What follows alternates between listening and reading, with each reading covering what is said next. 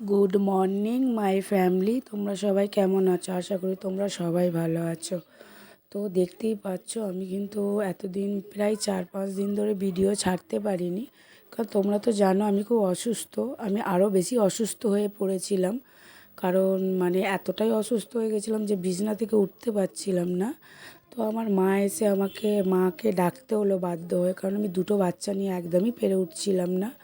মানে কি বলবো, মানে এরকম শরীর খারাপ হয়তো আমার লাইফে জীবনে কোনো দিন হয়নি।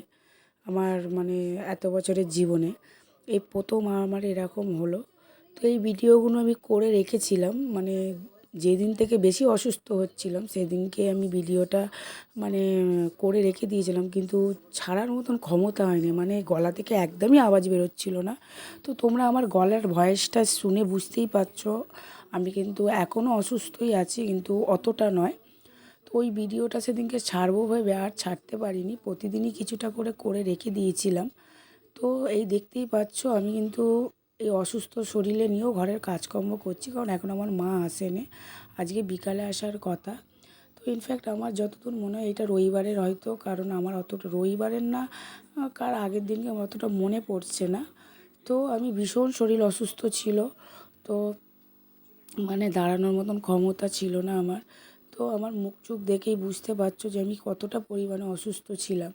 তো যাই হোক, দেখতেই পেলে ঘরের কাজকর্মগুলো কিন্তু সেরে তো আমি চলে এসেছি এখন নিচে। এসে কিন্তু কিছুটা রুটি মানে আটা মেখে কিছুটা রুটি করলাম, কারণ কিছু মুখে ভালো লাগছিল না। আর ওইদিকে তোমাদের দাদাভাই কিন্তু ছুটি নিয়েছে আজকে, কারণ আমি খুব অসুস্থ তো বলে তোমার দাদাভাই ছুটি নিয়েছে, তো ওই রান্নাটা করছে। তো এটা তেলাপিয়া মাছের ঝাল করছিল।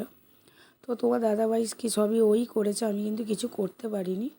তো এবার খাওয়া দাওয়া কিন্তু করা হয়ে গেছিলো, হয়ে আমি একেবারে চলে গেছি ছাদে। কি কাপড় টাপড়গুলো তুলে নিয়ে চলে এসেছি।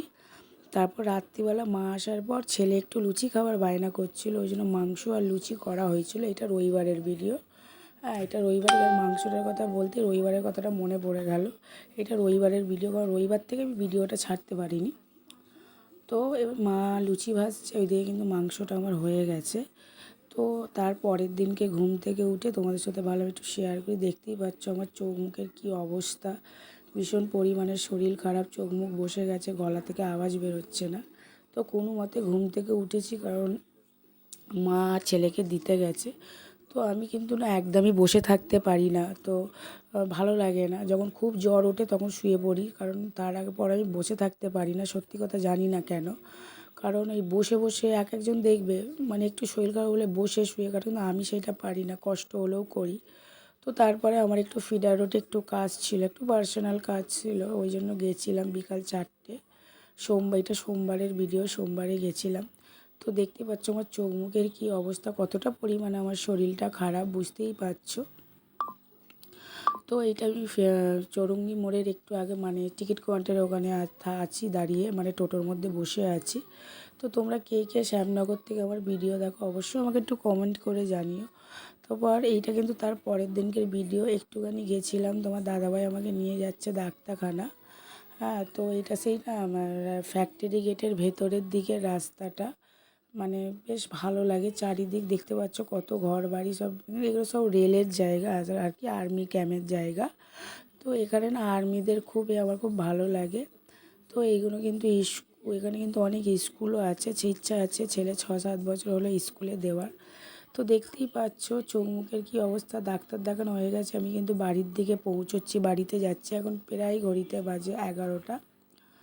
হ্যাঁ, তো দেখতে পাচ্ছ ভীষণ পরিমাণে ঠান্ডা লেগেছে, মানে একদমই ভালো লাগছে না। তোমাদের দাদাভাইয়ের চিন্তা হয়ে গেছে আমাকে নিয়ে, তো একটু সুস্থ হতেও মানে নিঃশ্বাসটা ফেললো।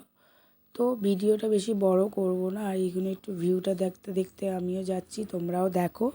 তো ভিডিওটা যদি ভালো লেগে থাকে তাহলে একটা ছোট্ট করে লাইক, শেয়ার, কমেন্ট আর সাবস্ক্রাইবার করতে ভুলবেন না। দেখা হচ্ছে নেক্সট ভিডিওয়ে। আশা করি শরীর ভালো আছে, প্রতিদিন ভিডিও